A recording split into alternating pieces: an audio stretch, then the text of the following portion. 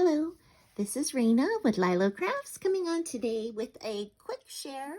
I am participating in two open collabs. The first is the ATC MDC collab hosted by Bonnie's Corner and Life with Patti.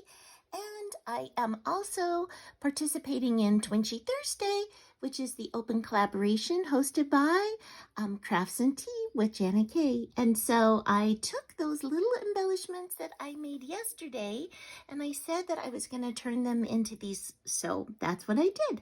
And so I just I punched a circle out and I inked it on here and I cut out the sentiment joy and then I put the rays around it. So that's like a sun.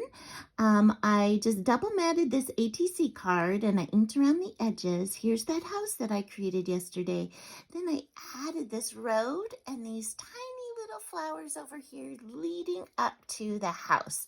So that's my ATC card. And then I made a coordinating Twinchie for it. And so this time I punched out a thin flower and I just offset it to make the rays of the sun. And I think I'm going to put a little gemmy in the middle there. And then I used the same paper inked around the edges and I added this sweet little house embellishment that I made yesterday to it. So this is my share. Thanks so much for stopping by and I hope you have an amazing day. Bye-bye.